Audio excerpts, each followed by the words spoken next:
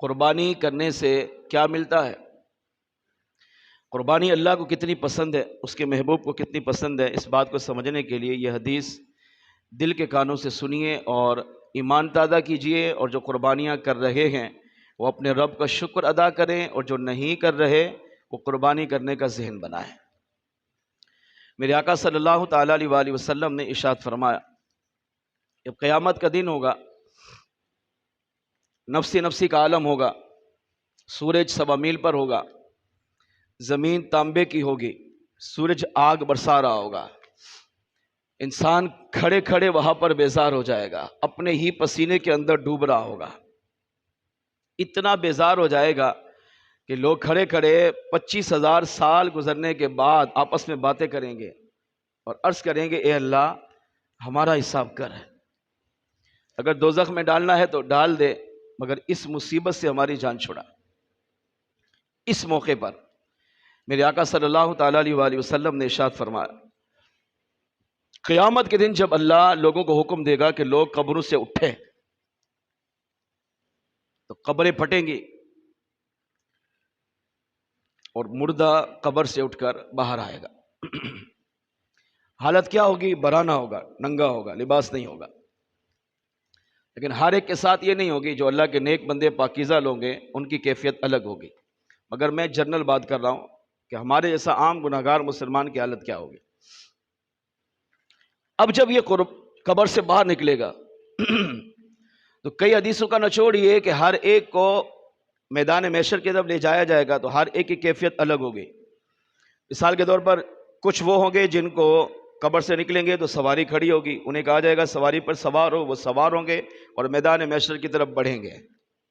یہ کون لوگ ہوں گے؟ امام الانبیاء، انبیاء، اولیاء، صحابہ، اہل بیت، شہداء، صدیقین، صالحین، آدم علیہ السلام سے لے کر عیسیٰ علیہ السلام تک انبیاء کرام، ان کی امت کے اولیاء۔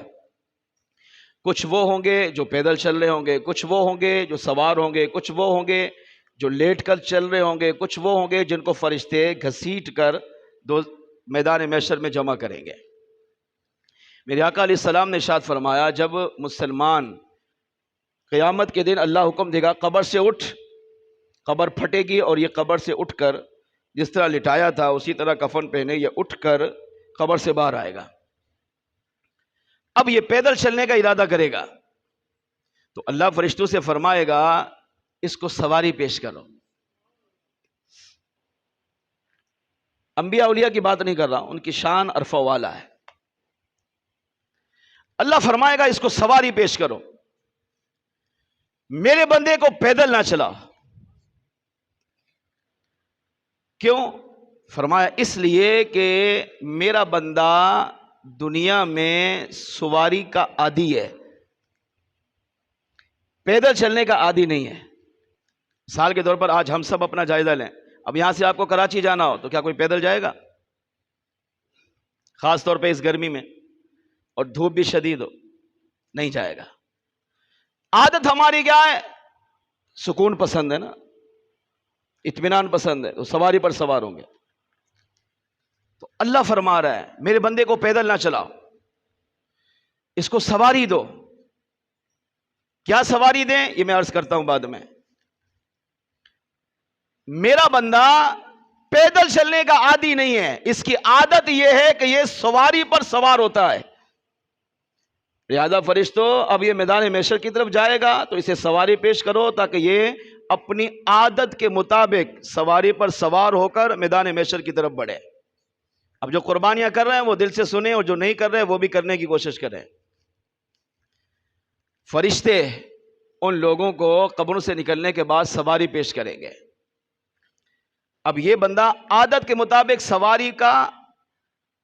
سواری کو کیسے پسند کرتا ہے یہ سمجھیے۔ اللہ پاک فرمائے گا میرا بندہ جب ماں اپنے باپ کی پشت میں تھا، یعنی نطفہ تھا، ناپاک قطرہ، تو یہ اپنے باپ کی پیٹھ پر سوار تھا۔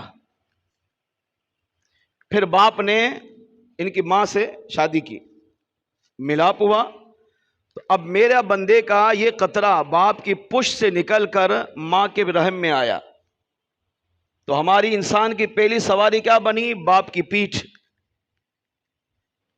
دوسری سواری کیا بنی؟ ماں کا رحم، جہاں جا کر وہ گندا نطفہ، گندا پانی ٹھہرتا ہے، یہ ماں کا رحم، یہ بھی انسان کی سواری ہے۔ پھر اللہ فرما رہا ہے کن کو؟ فرشتوں کو۔ پھر میرا بندہ ماں کے پیٹ میں آیا، وہی نطفہ بڑا ہوا، خون بنا، گوشت بنا، لوتھڑا بنا، انسانی شکل بنی، 4 ماہ کے بعد اس کے اندر روح داخل ہوئی، 9 ماہ اس کی ماں نے اس کو پیٹ میں اٹھایا۔ ہم سب کی یہی کیفیت ہے۔ تو فرمایا یہ ماں کا پیٹ، یہ اس کی تیسری سواری بنی، اور ماں نے اسے 9 ماہ تک اپنے پیٹ میں اٹھا کے رکھا۔ نمبر 4، آقا علیہ السلام نے ارشاد فرمایا، اللہ فرمائے گا فرشتوں سے، پھر 9 ماہ کے بعد جب یہی بچہ ماں کی گود سے باہر آتا ہے، پیٹ سے باہر آتا ہے، ماں کی گود میں آتا ہے، تو اب یہ ماں کی گود اس کی چوتھی سواری بنی۔ بیٹا یہ چاہتا ہے میری ماں مجھے بار بار اٹھائے، چومے۔ 2 سال تک ماں کی ذمہ داری ہے اپنی اولاد کو دودھ پلائے۔ تو فرمایا یہ ولادت کے بعد ماں کی گود میں آنا، یہ ماں کی گود اس کی سواری ہے۔ نمبر 5، آقا فرماتے ہیں، اللہ فرمائے گا پھر 2 سال تک ماں اسے اٹھاتی رہتی ہے، کبھی ماں اٹھا رہی ہے، کبھی باپ اٹھا رہا ہے، کبھی بھائی اٹھا رہا ہے، کبھی بہن اٹھا رہی ہے، کبھی دیگر رشتہ دار اٹھاتے ہیں۔ ہر ایک بچوں سے پیار کرتا ہے، اٹھاتے ہیں نہیں اٹھاتے ہم، بچہ پیارا لگ رہا ہوتا ہے بھلے وہ غیر کا کیوں نہ ہو۔ تو اب یہ 2 سال تک یہ سارے اس کی سواریاں ہیں۔ کس نے بنائی ان کو سواریاں؟ اللہ نے۔ ماں باپ کے دلوں میں، اس کے گھر والوں کے دل میں، اس کے رشتہ داروں کے دل میں رب نے محبت ڈالی ہے کہ میرے اس بندے کو 2 سال تک اٹھا کے رکھو، کیونکہ یہ سوار ہونے کا عادی ہے۔ یہ باپ کی پیٹھ میں تھا تو سوار تھا، ماں کے رحم میں آیا تو سوار تھا، ماں کے پیٹ میں آیا تو سوار تھا، ماں کی گود میں آیا تو سوار تھا۔ اب یہ پیدا ہو چکا ہے، اب 2 سال تک بھی اسے سوار رکھو۔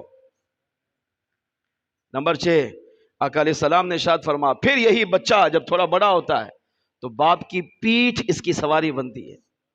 کیا نہیں دیکھا باپ اپنے چھوٹے بچے کو کبھی یہاں لٹا رہا ہوتا ہے، کبھی یہاں اٹھا کر گھوم رہا ہوتا ہے، کبھی اپنے کندھے پر بٹھا کر اس کے ہاتھ پکڑ کر اس کی ٹانگیں پکڑ کر اس کو سیر کرا رہا ہوتا ہے۔ یہ چھٹی سواری ہے، کس کی؟ انسان کی۔ کون بن رہا ہے؟ اس کا باپ۔ نمبر 7، آقا علیہ السلام نے ارشاد فرما پھر یہ انسان بڑا ہوا، 10 سال 12 سال 15 سال کا ہوا، بالغ ہوا، اب یہ انسان سفر کا ارادہ کرتا ہے۔ تو کیا پیدل سفر کرنے کا عادی ہے؟ نہیں۔ کب کی بات ہو رہی ہے؟ 1400 سال پہلے کی۔ اس وقت وہ سواریاں نہیں تھی جو آج کے دور میں۔ آج کے دور میں تو یہاں آپ جہاز پہ بیٹھے تو آدھے گھنٹے میں دوسرے ملک پہنچ گئے۔ اگر آقا علیہ السلام نے فرمایا انسان 2 طرح کا سفر کرتا ہے، ایک خشکی میں، ایک تری میں، یا تو سمندری سفر کرتا ہے یا پھر خشکی میں سفر کرتا ہے، ریت کے میدان میں سفر کرتا ہے۔ اگر ریت کے میدان میں سفر کرے گا تو گھوڑوں پر، اونٹوں پر، ٹھیک، جانوروں پر سفر کرے گا، گدھے پر، بیل پر، خچر پر سفر کرے گا۔ تو یہ اس کی سواری ہے۔ کیوں؟ کیونکہ انسان سوار ہونے کا عادی ہے۔ اگر وہ پانی میں سفر کرنا چاہے تو کشتیوں میں سفر کرے گا۔ یا پہلے کے مسلمان کشتی میں حج نہیں کرتے تھے؟ جب یہ سہولیات نہیں تھی تو کیا مسلمان یہاں سے پیدل جانوروں پر حج کے لیے نہیں جاتے تھے؟ جاتے تھے۔ یا کشتیوں میں سوار ہو کر سفر نہیں کرتے تھے؟ کرتے تھے۔ کیا آج مسلمان کشتی میں سفر نہیں کرتا؟ آج بھی کرتا ہے۔ تو نمبر 8 فرمایا خشکی میں سفر کرے تو گھوڑوں پر، خچروں پر، اور آج کے دور کی بات کروں تو سائیکل پر، موٹر سائیکل پر، کار پر، بس پر، ریل پر، جہاز پر، جو بھی آپ سواریاں دیکھ لیں، سواری کا عادی ہے مسلمان۔ اور اگر پانی میں سفر کرے گا تو آقا فرماتے ہیں کشتی میں سفر کرے گا۔ آج کے دور میں پانی کے جہاز پر سفر کر رہا ہے مسلمان۔ نمبر 9، میرے آقا علیہ السلام نے ارشاد فرمایا یہاں تک کہ پوری زندگی مسلمان جب بھی سفر کا ارادہ کرتا ہے تو سواری کو پسند کرتا ہے، پیدل سفر کرنے کی بجائے سواری پر سوار ہو کر پھر سفر کو اختیار کرتا ہے، یہاں تک کہ مسلمان کا انتقال ہو جاتا ہے۔ میرے آقا علیہ السلام نے ارشاد فرمایا قیامت کے دن صحابہ اللہ فرشتوں سے فرمائے گا میرے فرشتوں میرا بندہ سواری سے اتنی محبت کرتا ہے، ساری زندگی اپنی باپ کی پیٹھ سے لے کر انتقال تک سوار ہو کر آیا ہے، اب جب انتقال ہو جاتا ہے تب بھی اسے اپنے کندھوں پہ سوار کرو۔ کیا مرنے کے بعد اسے غسل دے کر کفن پہنا کر جنازہ پڑھنے کے لیے ہم اسے کندھوں پر نہیں اٹھا کر آتے؟ یہی تو سواری ہے۔ انسان کے کندھوں کو اللہ نے اس کی سواری بنائی، یہاں تک کہ آپ اسے مسجد میں لائے، میدان میں لے کر گئے، اس کی نماز جنازہ ادا کی، پھر بھی اسے قبرستان لے کر جانا ہے، پھر بھی اللہ ہمارے کندھوں کو اس کی سواری بنا دیتا ہے۔ ہم اسے کندھوں پر اٹھا کر گھسیٹ کر نہیں، کندھوں پر اٹھا کر، بلکہ آگے بڑھ بڑھ کر کندھے دے کر ثواب پانے کے لیے، بخشش کروانے کے لیے ہم تگ و دو کرتے ہیں، بھاگ دوڑ کرتے ہیں، کوشش کرتے ہیں، اور یہاں تک اس کے گھر سے لے کر قبرستان تک اس کو کندھوں پر اٹھا کر لے کر جاتے ہیں۔ فرمایا یہ نامی سواری اللہ نے مرنے کے بعد مسلمانوں کے کندھوں کو بنا کر دیا ہے، یہاں تک کہ یہی مسلمان جب اسے اٹھا کر اب قبر میں اتارتے ہیں تو یہ بھی مسلمان اسے اٹھا کر اتارتے ہیں۔ یہ ہاتھ بھی اس مسلمان کی سواری ہے جو مسلمان انتقال کر چکا ہے۔ میرے آقا صلی اللہ علیہ وسلم نے ارشاد فرمایا، صحابہ اس سے پتہ یہ چلا کہ مسلمان اپنی باپ کے پیٹھ سے لے کر قبر میں جانے تک سوار ہونے کا عادی ہے، تو جب یہی مسلمان اب قبر سے باہر آئے گا تو اللہ فرمائے گا، فرشتوں میرا بندہ پیدل چلنے کا عادی نہیں ہے، سوار ہونا پسند کرتا ہے، لہذا اسے سواری پیش کرو۔ فرشتے عرض کریں گے، اے اللہ ہم اسے کیا سواری پیش کریں؟ اللہ فرمائے گا، اسے وہ سواری پیش کرو جس جانور کو اس نے میری راہ میں قربانی کے موقع پر ذبح کیا ہے۔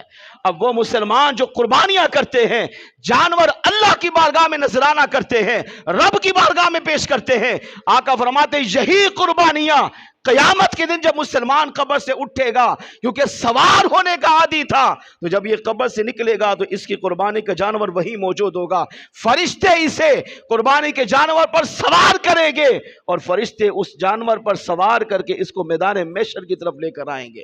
اب دیکھیں جو سوار ہو کر میدان محشر کی طرف بڑھے گا، یقیناً اللہ کریم اس کا معاملہ دیگر گناہگاروں کے مقابلے میں آسان فرمائے گا۔